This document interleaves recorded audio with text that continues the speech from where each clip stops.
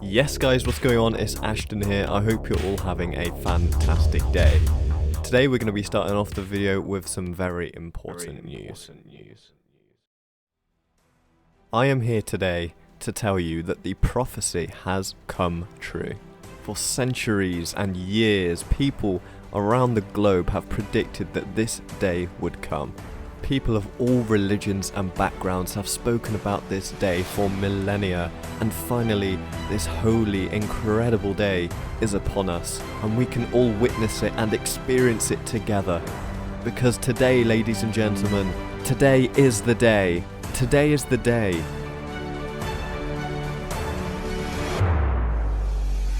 that the hacker's laptop returns to the store.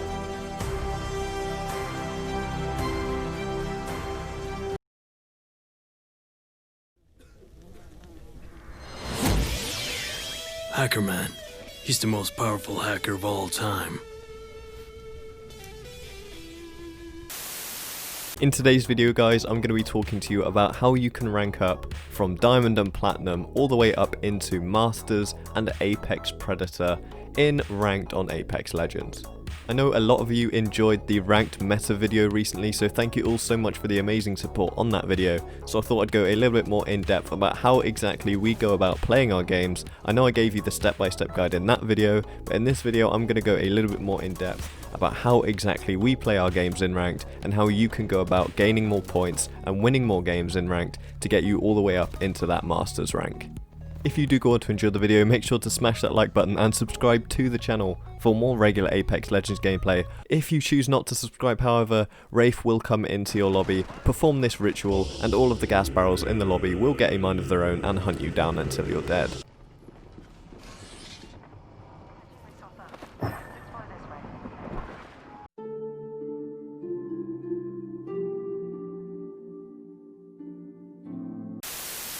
Right, so first things first guys, going into ranked, you're going to be wanting to run the correct legend loadout, and we've already spoken about how important Caustic is to every single ranked team, and you're going to see why in this video. Believe me, I have so much footage of why Caustic is so important in this split, but we're going to go with a Caustic, Wraith and Gibraltar loadout for our team composition. Personally, I do believe this to be the strongest team composition that you can run right now. A lot of top teams are running this exact composition of legends, and I definitely think that is what you guys should be running to gain maximum RP and to have the most chance of winning your games.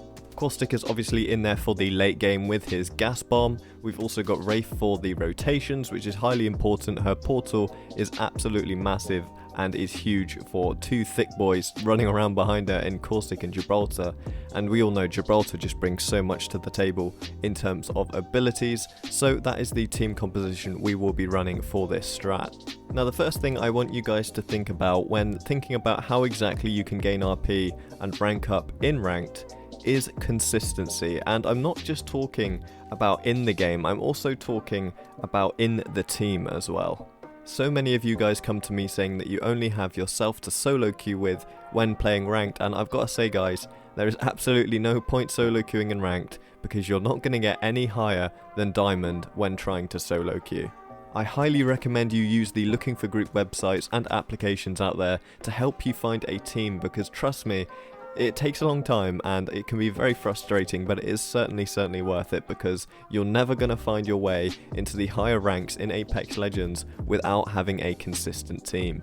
Gelling with your teammates and learning how each other play is such an important role in winning a lot of gunfights, as you know what the person next to you is likely to do and you know how to move as a unit, and this is just so vitally important in a team-based game that you know your team inside out and you know exactly how you're each going to play. As for consistency in the game, I would recommend finding an area to land in and landing there every single game.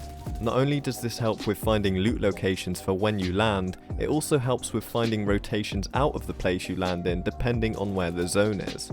This way you're going to find yourself getting into a habit of rotating into the same places every game, but also knowing exactly how you need to rotate to get to those positions of power that you need to hold to win the game. Before long you'll find yourself playing the rotations better than your opposition team because you've played them so many times that you know exactly how to play these rotations, and you can often get to the strongest position on the map first because you can predict where the ring is going to end because you've played it so many times. You've seen that the end ring often ends in these roughly the same areas with each rotation, and you know exactly which positions you need to hold for these rotations. Talking about positions of power, we're now going to move on why it's so important to always get height with every ring that you rotate into. So often I see so many teams rotating into a later circle, not looking for where the position of height and position of power is in this circle, and they are effectively handing themselves the L in this situation. Believe me when I say it is much better to put yourself at risk fighting for a position of high ground than it is to safely rotate into the low ground, because you're just prolonging the inevitable if you're just going to rotate into this low ground, because fighting for high ground in ranked is so important. It is also vitally important that under any circumstances you do not lose the high ground when you have it. Quite often teams are so easily pushed off of high ground because they're scared of dying, but trust me when I say, guys, that you cannot let yourself be bullied off high ground. You must protect it with your lives. Obviously holding height gives you the advantage because you can look down and shoot down upon your enemies, which is much easier than if you're looking up and shooting up at your enemies. And more often than not, now that Pathfinder is out of the meta and is often not used in ranked anymore, there's going to be no way for these teams to push you. This links into my next point, which is that you have to play smart in every single game. Now I plan to have a future vid entirely on playing smart in Apex Legends and how you can improve your smart plays in Apex Legends. But what I mean by this is always thinking 2 steps ahead of your opponents at all times. You've always got to be thinking late game, in the mid game, and thinking how you're going to win the game before there's even 10 squads left. You need to look at the map to rotate into those positions of power as early as possible. As you can see here, it's round 2 and we're already pinging where we want to hold for the late game based on where the ring is, and as you can see here, we're only outside bunker and this is a long way to rotate, but we base our entire rotation for the remainder of the game around getting this high ground, and as you can see late game here it paid off for us and we won the game because of it. Of course, playing smart doesn't only go as far as rotations, it also goes into your gunfights. For example, when third partying a fight, you should always wait for the squad wipe before going in to third party, and you should also try and get a gauge of how much damage each of the teams are doing to each other, because you don't want to roll up on a full team with purple armors who have just wiped a team with no problem, thinking that you're going to walk in and get an easy third party, when in reality they're probably just going to turn around and roll you.